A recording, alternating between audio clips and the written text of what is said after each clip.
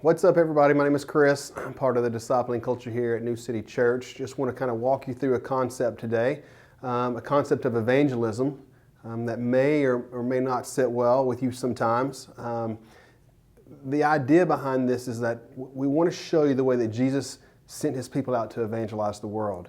In the Western church, sometimes they hand us a box and we say, this is what it looks like, when there is truth in that, but it may not be the full truth. And so let me just kind of give you an example of that. Like in your mind, you may think that evangelism looks like this. It looks like a man who's wired to share the gospel of Jesus, and then he stands on a stage on his Sunday morning and he proclaims the name of Christ, right?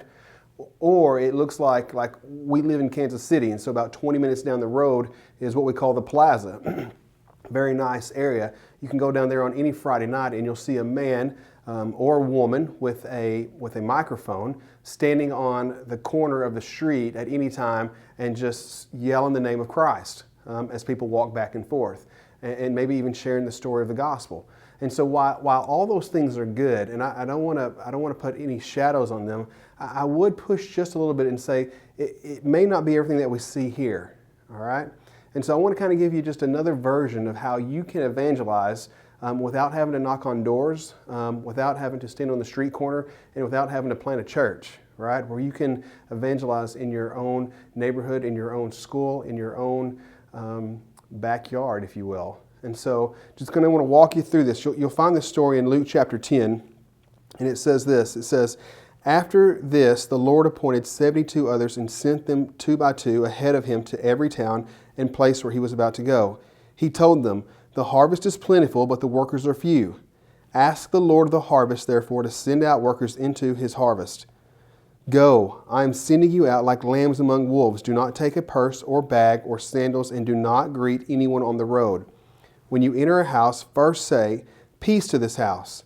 If someone who promotes peace is there, your peace will rest on them. If not, it will return to you. Stay there, eating and drinking whatever they give you, for the worker deserves his wages.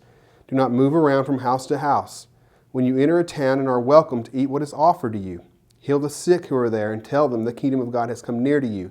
But when you enter a town and are not welcomed, go into its streets and say, even the dust of your town we wipe from our feet as a warning to you. Yet be sure of this, the kingdom of God has come near. I tell you, it will be more bearable on that day for Sodom than for that town.'" All right?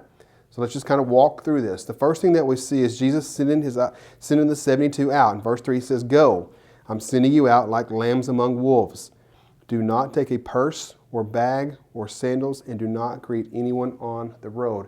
What was he doing there? Right? Like, what was the importance of them saying, I'm not taking a purse or a bag or a sandal, and do not greet anyone on the road? This was Jesus saying to them that I'm sending you out like priests. Like in their culture, this is how the priests would travel in the day. And so that people would know that they were priests, this is how they worked. Like you can still see this in the Catholic Church. Like the Catholic Church, they have what they call the rectory, where people actually take care of the priest. Like they don't have many assets. And so what Jesus was saying to them was this. He's saying, listen, even though you have been rejected, even though you're not being taught in a local synagogue, even though you're not being taught by a Jewish Pharisee or a Sadducee, he goes, it doesn't matter. He goes, I don't care what culture says about you. I'm sending you out as a royal priesthood right now. And so that was the first thing. Like the Lord gave them authority to do this. And so if you're a Christ follower, then the Lord has given you the same authority. Like if Jesus is alive in you, then you are a royal priesthood. You are part of a holy nation. And so you have this same authority. Okay? Step 2, he says, when you enter a house, first say, peace to this house. If someone who promotes peace is there, your peace will rest on them. If not, it will return to you. Stay there, eating and drinking whatever they give you, for the worker deserves his wages. Do not move around from house to house. When you enter a town and are welcomed, eat what is offered to you. Heal the sick who are there, and tell them the kingdom of God has come near to you. So first we get sent out as a royal priesthood, as a holy nation. And he says, now I'm sending you out. He says, when you find somebody who offers peace to you, let your peace rest on them and stay there. All right?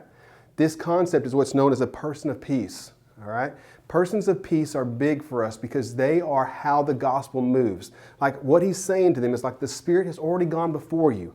Like it's already traveled in front of you and it's already started to change people's hearts. It's already started to change the way they think. And so now I'm sending you in after the Spirit to sit with them.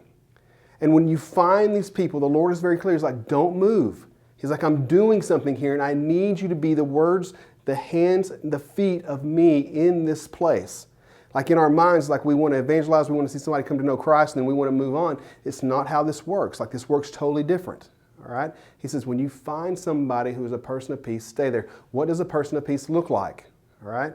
Well, you'll recognize a person of peace really clearly, really quickly, because here's what they do. They just genuinely like you. Like they just like being around you. All right?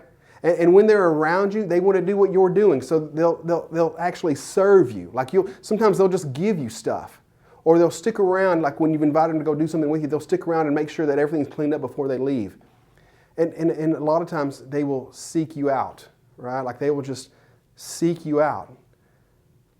Like they'll be your neighbor and they'll just seek after you. Like they'll just want to be around you. And so we want your eyes to be open towards these people.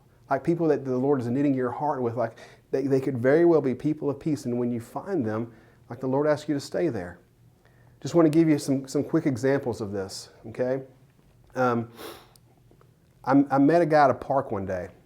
He was having a conversation with an atheist, and they were talking about whether or not the Lord was who He said He was and why He wouldn't be, and so I just began to engage in the conversation as well.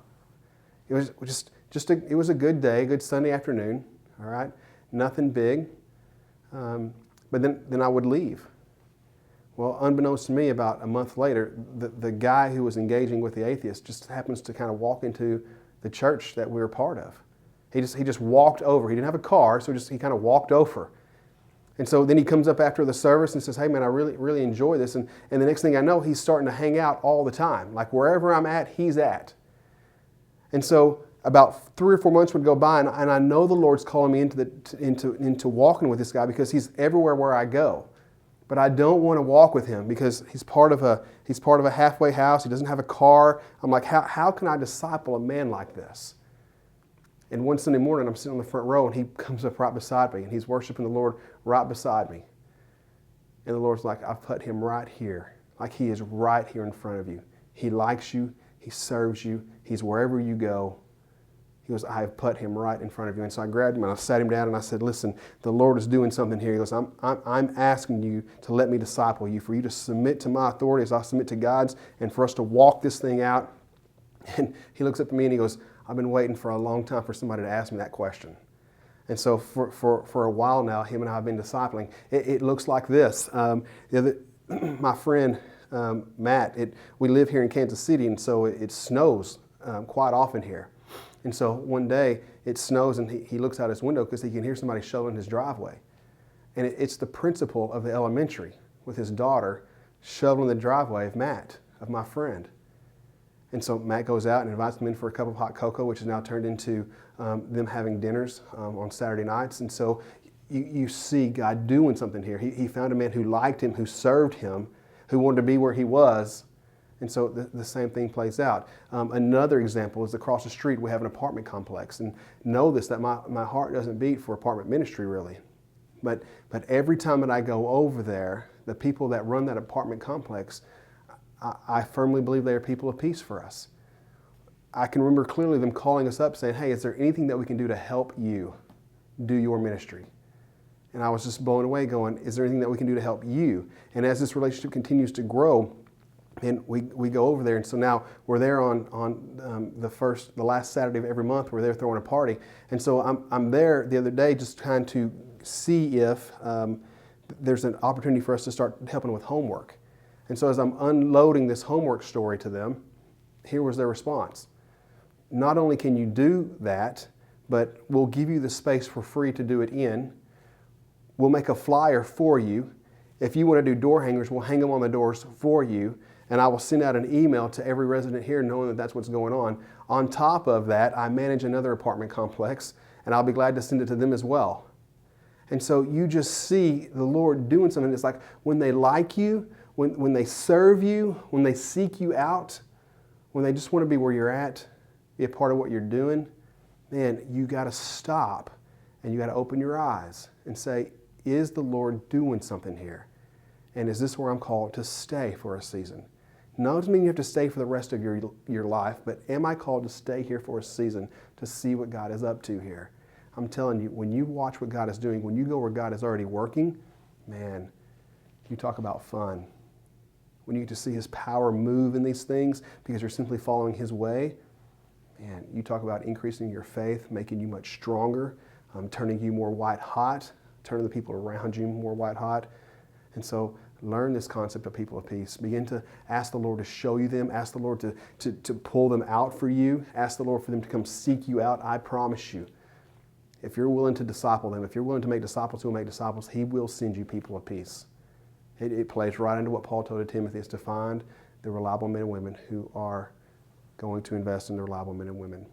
And so, man, I hope this concept has been good for you. I know it's a challenge. Here's the thing. We go where God works already, not on our own accord. And so if you have any questions, get with your spiritual leader. Feel free to track us down here at newcitychurch.com. We'd be glad to talk further with you, and may you find many people of peace and multiply your life over and over again. Thanks.